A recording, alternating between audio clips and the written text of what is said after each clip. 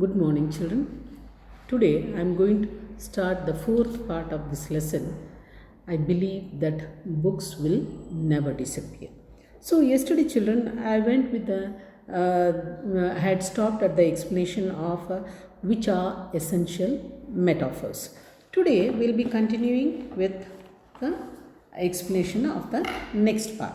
So, in this fourth part, we are going to discuss about, so he says that whether these metaphors existed from past. And here we come to know this, when Alfino asks, could you expound on the concept Borges about regarding metaphors? Borges says, yes, certainly I believe that metaphors, if they are truly metaphors, they existed from the beginning of the time and we express them in many different ways. And occasionally he says in his poems, he has reduced as much as possible the all metaphors. Only he has selected few of them, just like 5 or 6, which seems to me to be the essential metaphor, the most important metaphors. I will be using only in my poetry or in my literature. I usually use 5 to 6 metaphors which are very important. And then when Alfino asks next is, come on, which are those metaphors which are very important, which are very essential, where you use them? He says, well, time and a river, life and dreams, death and sleep, and belief, death and sleep, stars and ice, flowers and women are some of the comparisons or the metaphors which have been so. So, what are these metaphors? The metaphors usually are hidden comparisons between two things that are unrelated at all. So, here metaphors, we have to understand what is a metaphor. They are hidden comparison between two things that are unrelated to. So, it is not at all related, but we give comparison between those two things. He is shining like a star. It is one of the examples of a metaphor. So, we just compare how bright he is. So, he is shining like a star. He is so bright. He is so much, his character is just like, when you just think about him, he is just like a shining star. So this is one thing, the comparisons between the star and the man and the him has been given here, and that is a metaphor. So Borges goes on giving the examples of what he uses mostly in his metaphors. For example, he says time and river. So time doesn't stop, and a flowing river also doesn't stop. So it flows on, time moves on, time runs away. Like that only, even the river, it doesn't stop in one place, it goes on flowing. So comparison of time and river, he says that is one of the metaphors in his literature. Life and dreams. So we daydream in a life. So we openly, life and dreams are something which have been given as a comparison here.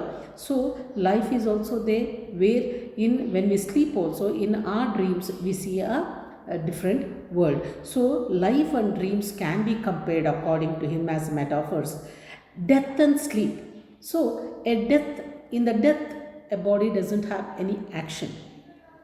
So we just, the same action where we see at the time of sleep also. In sleep, we just be still and go to sleep without any actions or talking.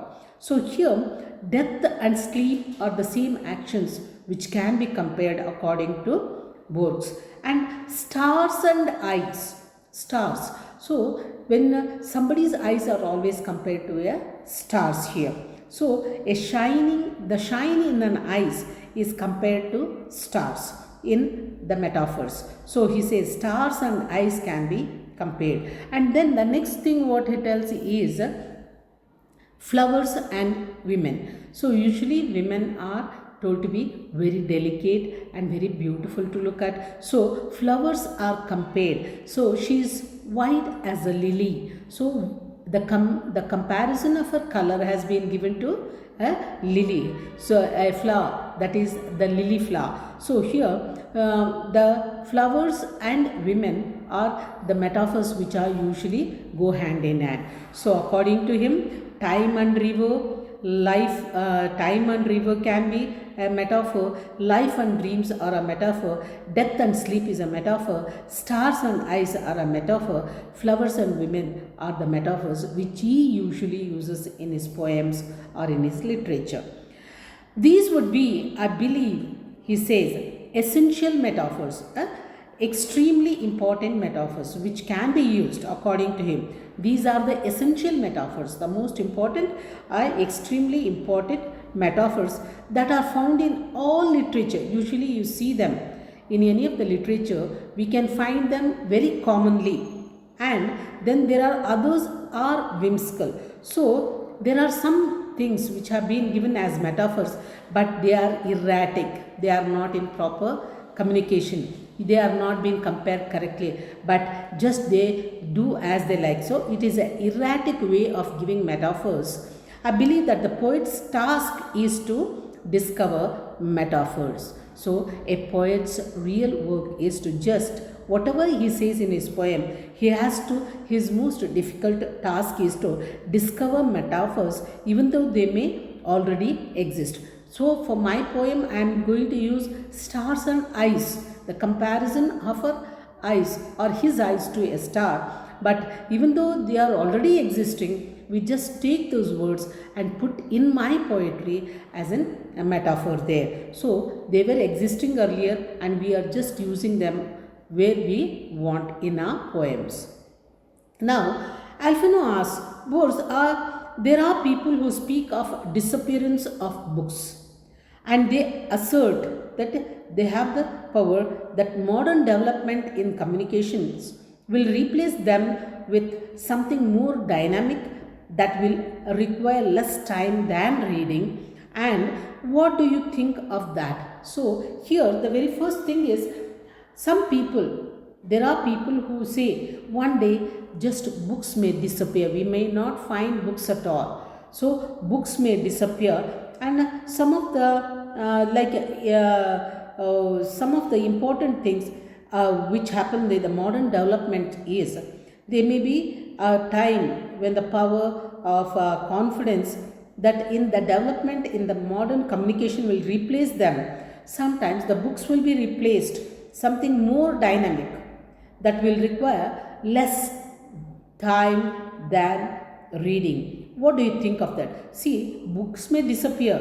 It will be replaced by many other modern communications, modern things, where instead of reading a book for 1 hour, 2 hour, or for days, there may be less time used, but you will be reading the book. What do you think of that idea?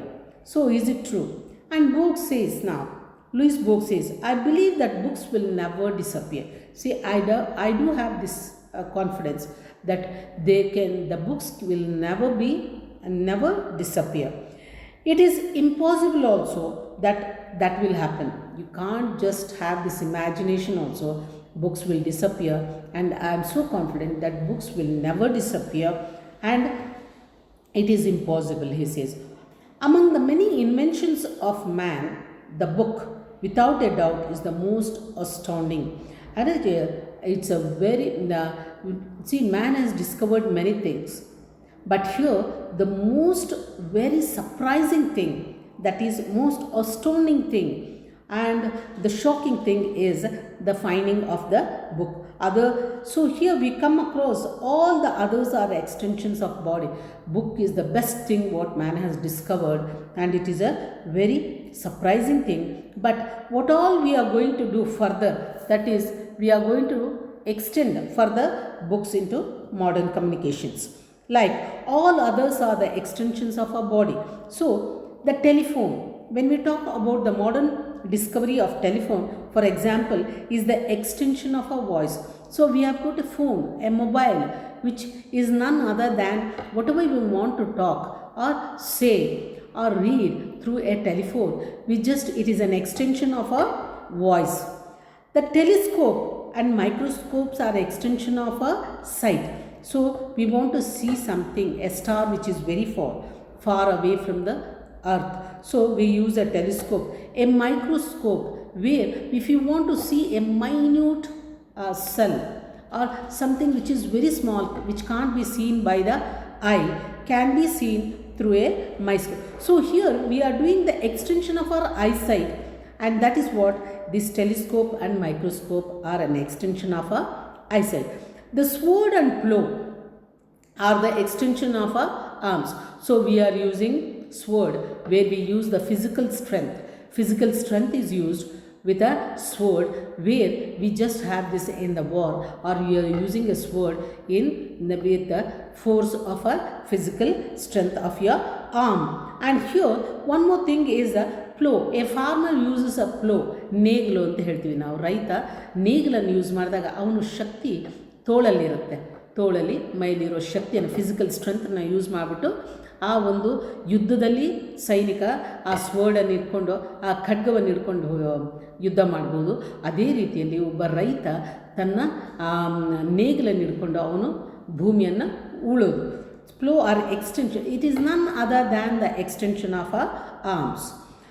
Only the book, see, it is only the book which is an extension of our imagination and memory.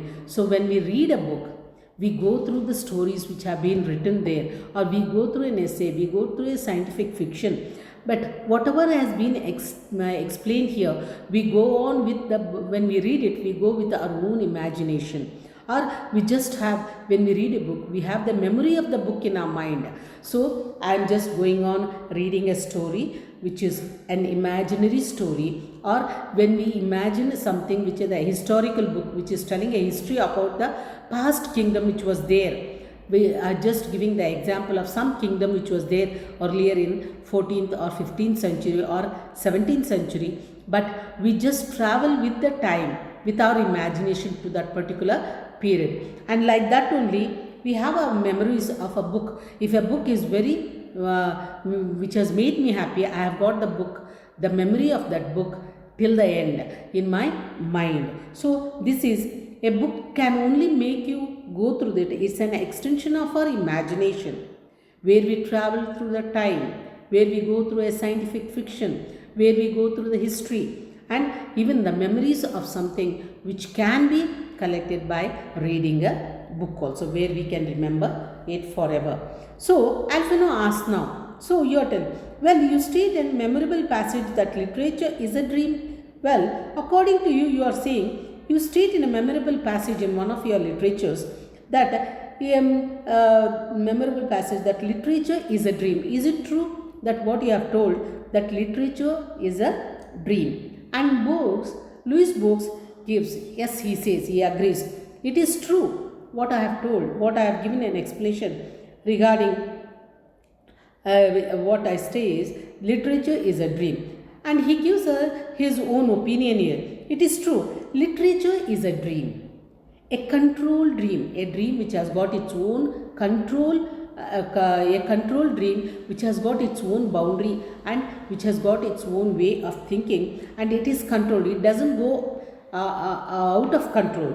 Now I believe that we owe literature almost everything we are, and that what we have been, and also what we will be. So we have an obligation to pay or repay for literature almost everything we are, and what we have to be, and also what we will be. So it tells you about your past, it tells you about your present, it tells you about your future also. And like that only, our past is nothing but sequence of dream. Our past, what has happened earlier, it's just like a dream, a sequence of dream. So in my younger days I was like that. Today also I remember, and it is just like a dream. What difference can there be between dreaming and remembering the past?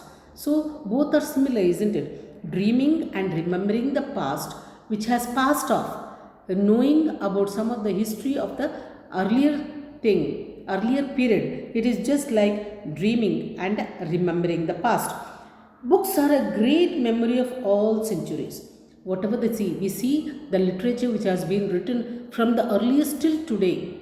It is just the great memory of all centuries. So from that century till today, we have got books which have been written. Books are a great memory. What all has been written is a memory of all centuries. Their function, therefore, is irreplaceable. Book can't be replaced by any other extension of the things. So, books are books and it can't be replaced by anything. If books disappear, according to you, if you say, he says, Alphino. So, if you say that if books disappear, surely history would disappear and surely man would disappear. According to you, if you tell that books will disappear, means it is the very existence of man also disappears.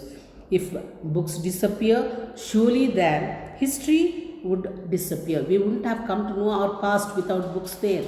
And this is one thing where we can say, surely man also will disappear if books also disappear. According to him, I believe that books will never disappear. Until man is there, books also will be there. The literature also stays there. And that is what his opinion has been given here.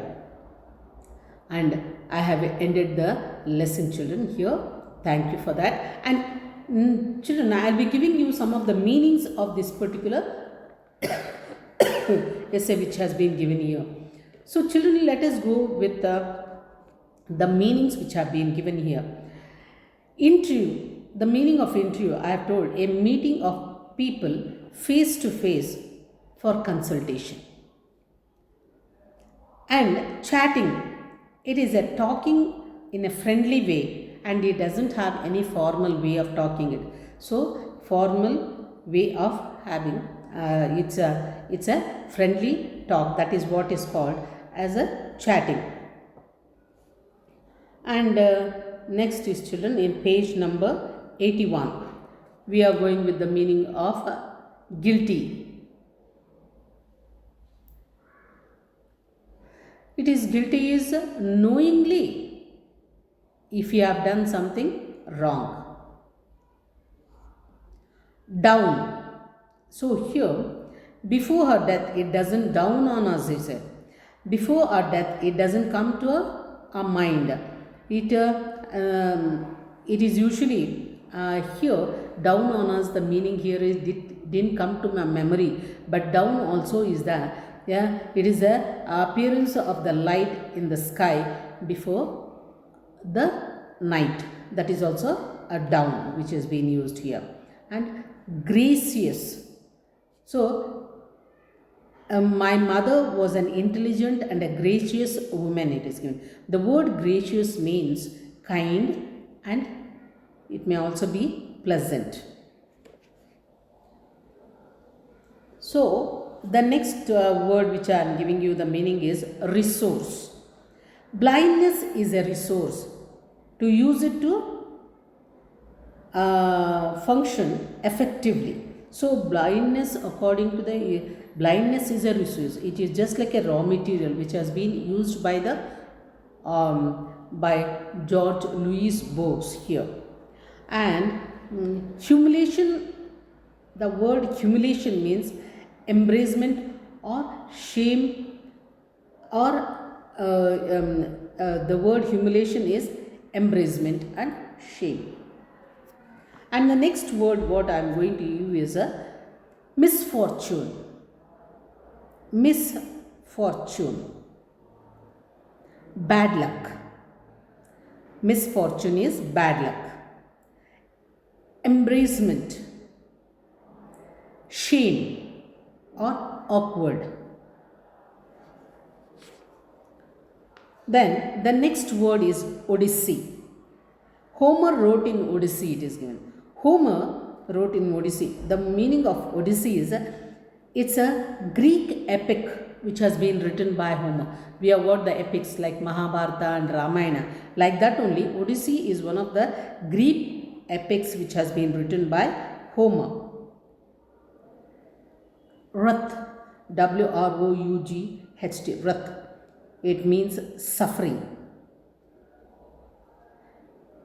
Next word is S-K-E-I-N, Skein. It is loosely coiled length of yarn. It is usually ದಾರದಲ್ಲಿನ ಸಿಕ್ಕು. ಒಂದು ದಾರ ಹೇಗೆ ಗಂಟು ಹಾಕ್ಕೊಂಡ್ರೆ ಸಿಕ್ಕಾಗಿರುತ್ತೋ ಅದನ್ನು ಜಲ್ದಿ ಬಿಡಿಸ್ಲಿಕ್ಕಾಗಲ್ಲ. That is called a skein of ruin for men ಅಂತಿದೆ ಇದರಲ್ಲಿ. ದೆನ್ ಹ್ಯುಮಿಲೇಷನ್ಗೆ ನಾವು ಅಪಮಾನವಾಗೋದು ಅಂತ ಹೇಳಿದ್ದೀವಿ. We have given it many other meanings. Transmute, the word transmute, change in form. Aspire, have an ambitious plan. Aspire, have an ambitious plan. Discard, disagreement.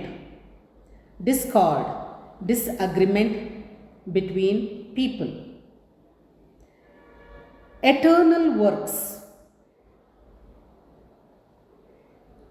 forever. Eternal is forever. Goth, Goeth, goth, someone who writes plays or novels. Verse, writing arranged with a metrical rhythm.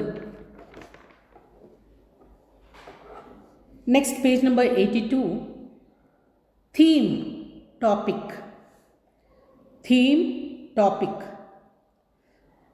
Library of Alexandria, it has been given. Library of Alexandria. Alexandria, here the Library of Alexandria is here. Alexandria is the second largest city of Egypt. Second largest city of ancient Egypt. Next, OWE, O, repay.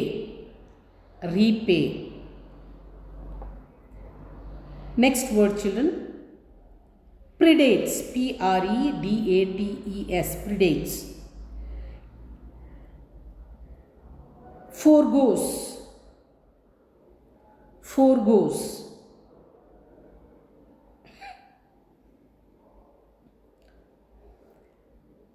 Next, spirit, SPIRIT, spirit. Emotions, soul. Or soul. Concur, CONCUR, concur. Agree. Concur is agree. Notion, NOTION, notion. Belief.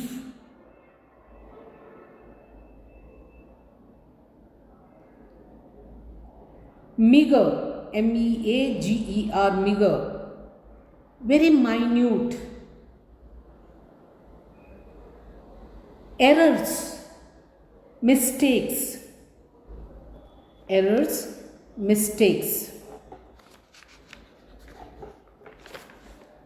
Next, children, page number 84. Here, metaphor. The word metaphor. Meaning of metaphor is hidden comparisons between two things. Hidden comparisons between two things that are unrelated. For example, he is a shining star. So he has been compared to a shining star here. Essential, the meaning of essential, extremely important. Whimsical, WHIMSICAL, erratic. Whimsical is erratic. Assert, confidence or power. Next is astounding, ASTOUNDING, astounding, very surprising or shocking.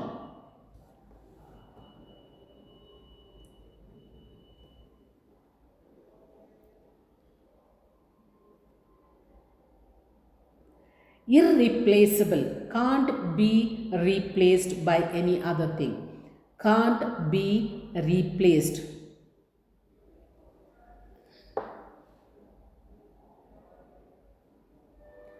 So thank you children, I have ended it here.